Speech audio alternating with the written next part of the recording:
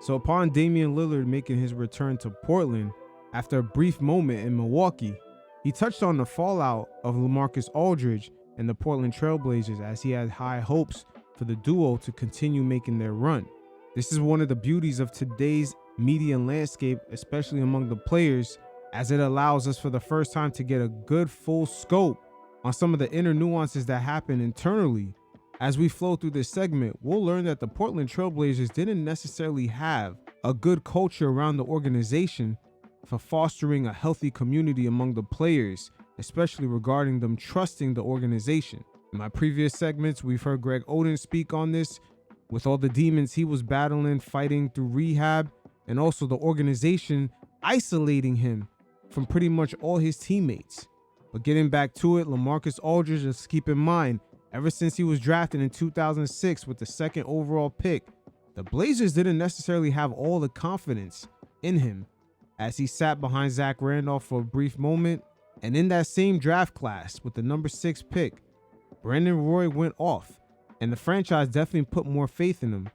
So things like that always left a sour taste with LaMarcus Aldridge. And the only time he felt valued was when Greg Oden was going through his injury woes and B. Roy's career was pretty much cooked. Again, before we get to hear from Dame on his version of their fallout and the organization kind of implementing a fake beef between the two, which really never existed, we're going to first hear from LaMarcus Aldridge, as he gives us great insight here to even the GM not making him feel as valued once he came into the organization. You guys check it out, and every once in a while, I'll check in. I get there, and I remember hearing that one of the GMs is like, well, he's a project. Like, we think he can be this, but we're not sure.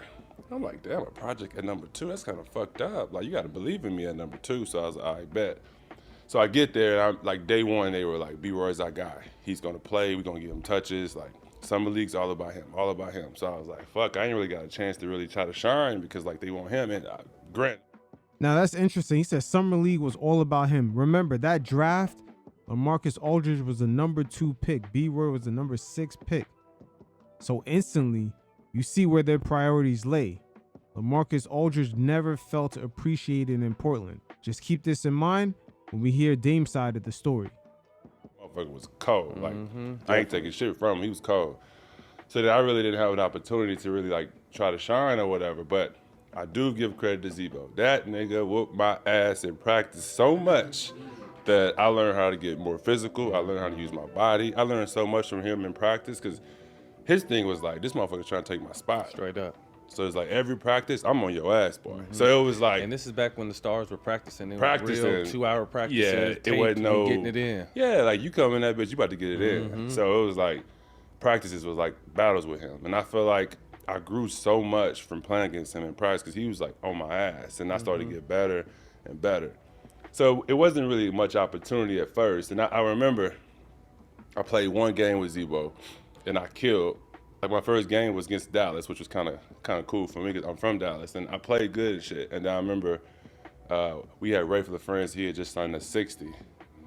So then Nate pulled me in the office and he was like, hey man, I know you played good or whatever, but we got Ray for the Friends making $60 million, so we got to play him over you.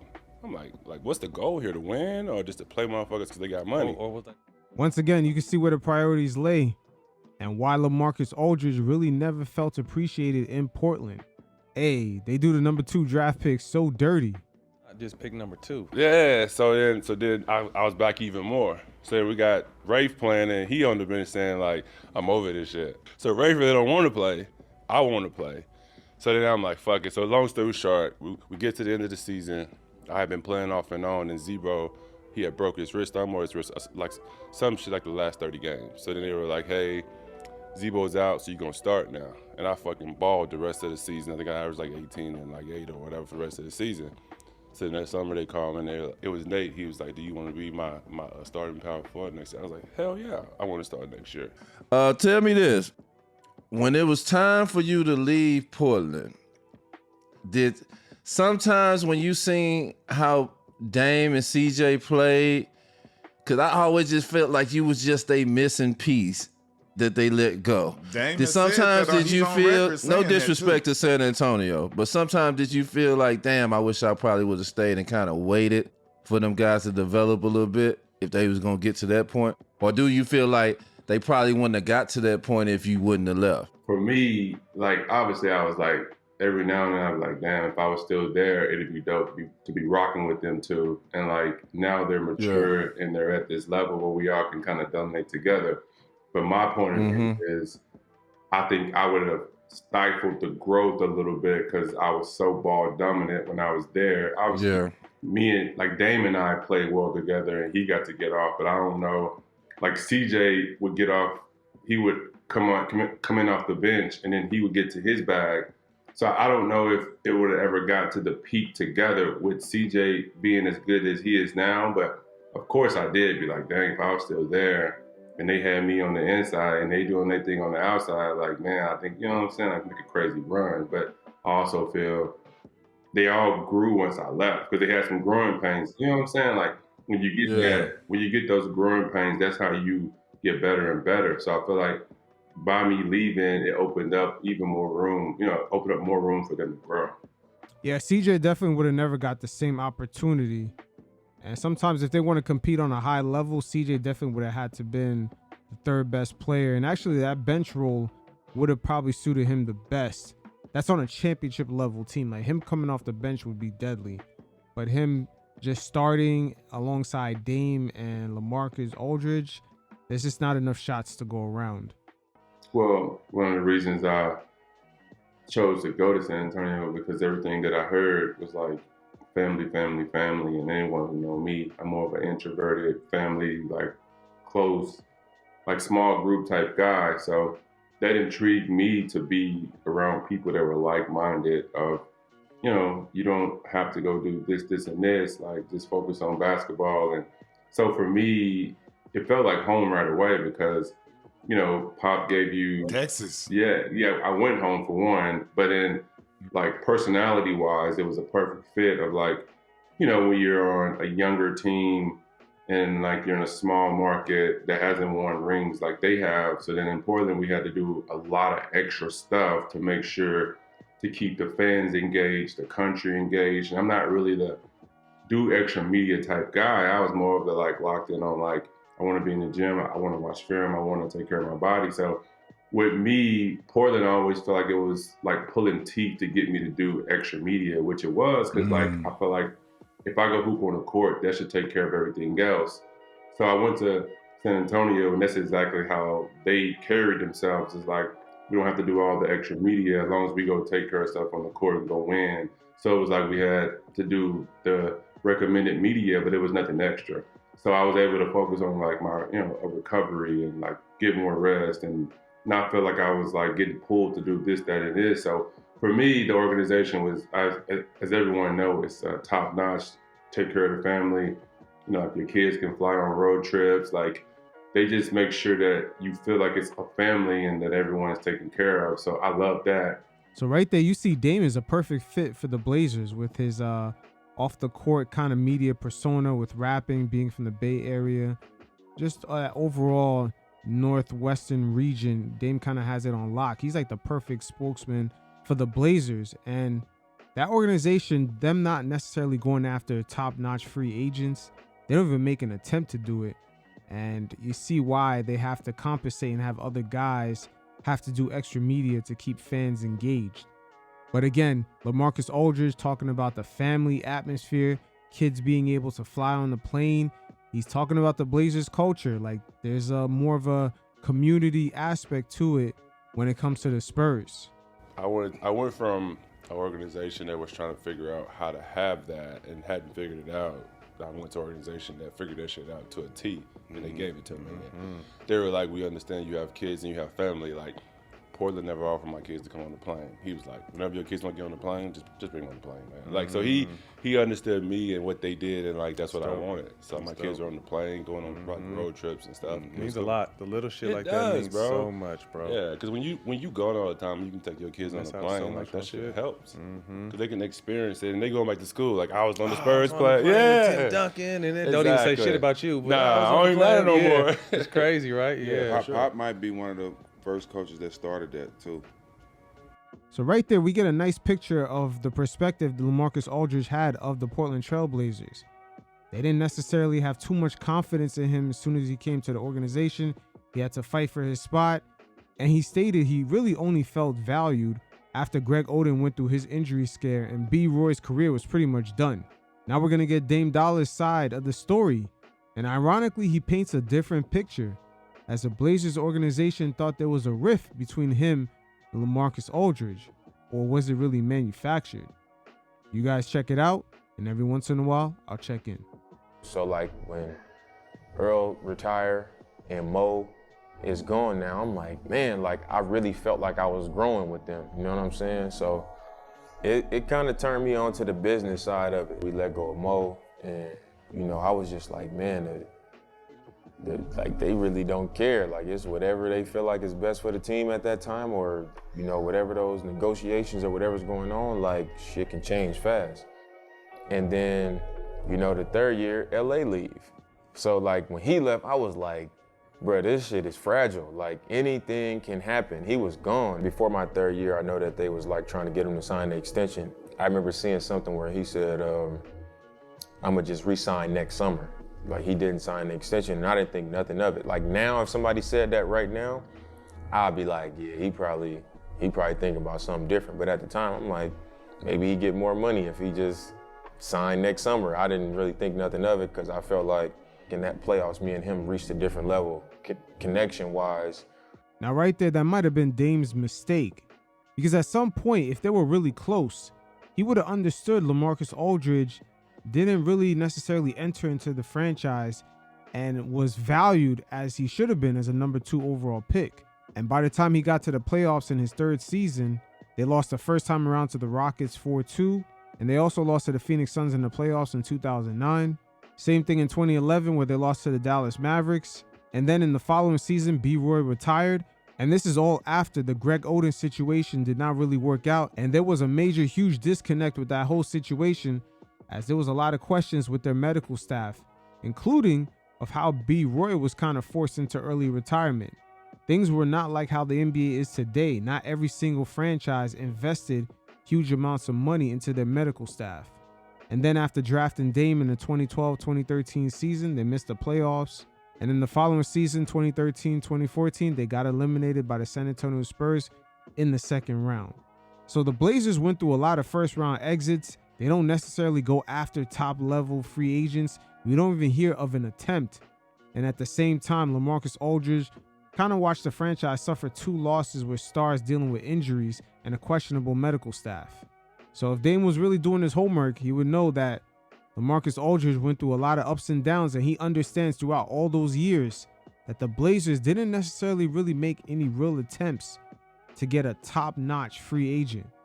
They're not that kind of franchise, and they're not even that kind of destination. As even Dame throughout his career, he tried to get Carmelo Anthony to come to Portland, and he only did when he was virtually on his way out of the league. Remember when Kevin Durant laughed in CJ McCollum's face when he was making reference to teams that were in consideration of actually winning an NBA championship? A lot of the NBA players feel that same exact way when it comes to choosing Portland as a destination to go to. On the court, and then, you know, coming into that third year, I felt like, you know, we came out and we was on the road. Like, we just kind of continued it for most of the season. And he hurt his thumb, and then Wes got hurt, and then, you know, it just seemed like stuff stopped going well. When he came back, we wasn't playing well. We was having like some little adversity. You know, we limped into the playoffs. A lot of people was hurt. And we lose to Memphis in the first round of season end. And I remember when it came time for free agency, they was just like, you know, we got some meetings. You know, we're going to go meet with LA, blah, blah. Is you guys' relationship salvageable? That's what the team was asking me. And I was just like, is our relationship salvageable? Like, what you talking about? Me and him never had an argument, nothing. Like, once again, keep in mind, LaMarcus Aldridge mentioned the lack of community aspect with the Portland Trailblazers. How the hell the team is going through free agency and now asking Dame, how can we salvage you guys' relationship? There's a major disconnect there. Like, this whole time I thought we was smooth. Like, I thought we was cool. And they looking at me kind of confused, like, you serious? I'm like, I don't see what the issue is. So I walk out of the meeting with them and I'm just like, is our relationship salvageable? I'm thinking to myself, like, why would they ask me that? So I'm walking to the car, I call LA, like, L, what's up? And he like, what's up, bro? I'm like, we supposed to be coming to meet you. Like, why they, you know what I'm saying? Why they asking me? He like, man, you know, I'm hearing that, you know, people saying it's your team and, you know, they telling me it's my team and they gonna do this and all this other stuff. I don't know who's saying what. So, you know, it's too late now. Like, you know, I'm gonna move on. That's what he's saying to me on the phone. So I'm like, all right, bro, like, you know what I'm saying? I thought everything was smooth. I ain't even know none of this stuff existed, you know what I mean? So we get off the phone. Shortly after that, it came out, like he signed with the Spurs. You know, I was more confused because I'm like, I never even been in their offices before today. Like, I never was in the office before today. So I'm like, it had to be just like rumors of people saying that, you know, they telling Dame one thing and telling you something. Doesn't all this sound very similar to the way Dame was traded to Milwaukee? There was a lot of confusion. There was a lot of, I thought this and they thought that. Again, the community aspect within the organization is missing, and you could definitely see it right here.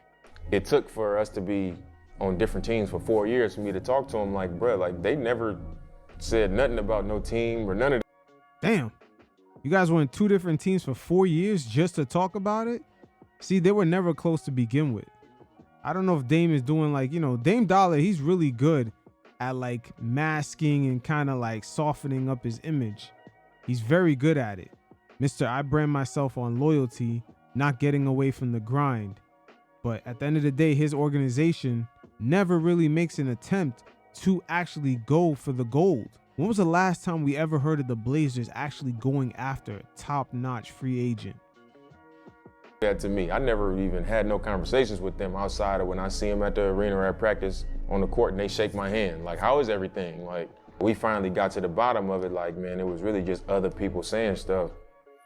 And I was just like, bro, I never really cared about, you know, who team it is and who city it is or none of that. I was trying to be the best compliment to you.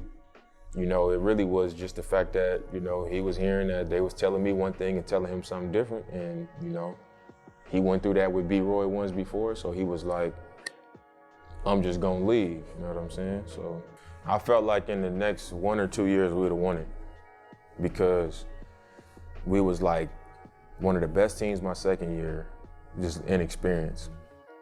We was one of the best teams for a long time. My third year, just had a lot of injuries, like major injuries. That's cap. By the time 1 or 2 years happened, teams were actually spending money, getting the big 3. Even the Warriors went out of their way to get KD. Dame, you had no shot. Even the Cavs were spending money. They got Kevin Love, Kyrie Irving. I mean, that team with LeBron James in 2016 all the way through 2018 was one of the most expensive NBA teams on record. So if the Portland Trail Blazers were not spending money going after free agents, you didn't really stand a chance. I feel like that 4th year would have been a good year. You got to think we had Will Barton stepping into his 4th year too. Like, Will played well for us over the years. Like, and by the time Will Barton's contract is up, the Blazers, they're going to be scratching their heads like, I don't know. Okay, CJ played well in the playoffs when we lost to Memphis. Now you got CJ. So now you got 2 really good guards today coming off your bench. You got West coming back. You likely bring Batum back. You got Robin Lopez at center. You got Kaman coming off the bench at the 5. You got T-Rob still on your bench. Like, honestly, Dame, you guys would not even have gotten past KD and Russell Westbrook in OKC. That 2016 team is really underrated. You would have never got past them. And by the time the Warriors came up, we saw in 2019 when it was just you and CJ and your whole Portland Trail Blazers squad healthy versus just Stephen Curry and Klay Thompson, they pretty much mollywopped you 4-0. So you were never even close. I feel like if we come back like that and now we a year more experienced and a year better, we'd have been even better. So I think within those next 2 years, we'd have won it for sure. I feel like we would have won a championship. Hey, it is what it is. You know, there's a lot of what ifs with the Portland Trail Blazers, but their greatest what if is how their team would have panned out had Greg Oden stayed healthy as well as Brandon Roy. That was definitely a championship team for the making, and they had a perfect build, especially for that era when you had to go through big men like Yao Ming. Greg Oden was very skilled for his size. He had great passing ability, and putting him alongside LaMarcus Aldridge and a dynamic guard like Brandon Roy, that's a killer formula. And that was really the Blazers' best chance to consistently make noise in that Western Conference. And hell, it could have possibly even gotten to the finals or even won a championship or two.